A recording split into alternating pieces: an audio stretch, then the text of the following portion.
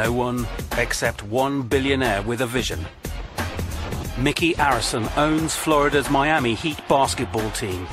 He's also chairman of Carnival Corporation, one of the world's biggest shipping companies. I saw a television special on what was called the last superliner, QE2, and I remember being very upset by that. He and his family have a very personal attachment to ocean liners. I sailed on the Mauritania in 1954 when we immigrated to the United States.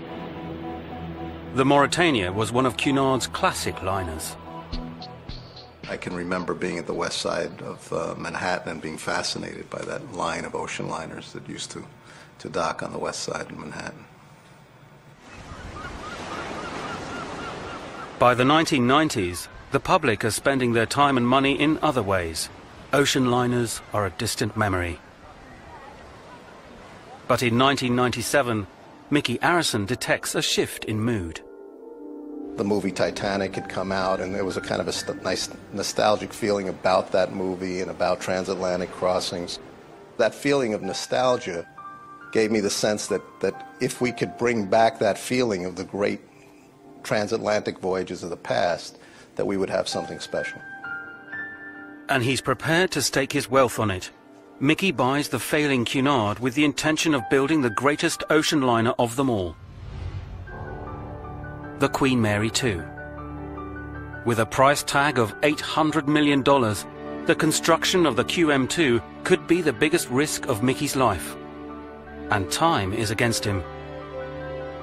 To keep the tradition alive, the QM2 must be ready to take up the baton when the last remaining liner, the QE2, lays it down in 2004. Her sheer scale will present one of the greatest engineering challenges in maritime history. She will be the tallest, broadest, and longest passenger ship on record. Mickey needs a remarkable naval architect to design her. Stephen Payne, senior naval architect, is as passionate about ocean liners as Mickey. When he was 10, Payne's parents took him to visit the newly completed QE2. As a family, we walked around that great ship for 2 or 3 hours. Really fired my imagination, and I really felt, oh, wouldn't it be great one day to be able to design and build ships such as this? Payne agrees to take on the QM2, the toughest job of his career. Over a 2-year period, he and his team will have to produce a phenomenal 80,000 design drawings, from the shape of the funnel to the position of the propellers. I really did sort of eat, sleep, dream, everything Queen Mary 2. It was such a mind-blowing, mind-boggling project to be involved in.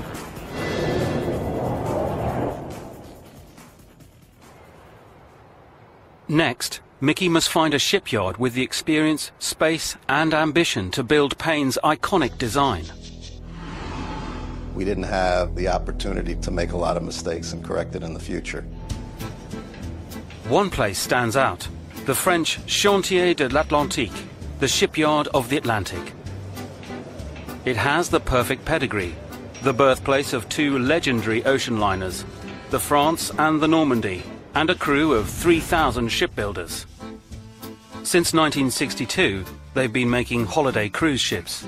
These are more like hotels at sea and not capable of crossing rough oceans at high speed. So they leap at the chance to build a true ocean liner again. They have no time to lose. January 16, 2002. Construction begins with the first of 300,000 pieces of precision-cut steel. 1,500 kilometers of welding and over 10 million rivets will combine to form a ship 3 times the size of the Titanic.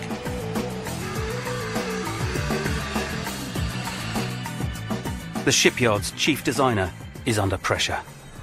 Delivering the Queen Mary 2 behind schedule would have been a disaster for the shipyard. Mickey Arison demands that the ship must be completed within 2 years. an incredibly tight deadline.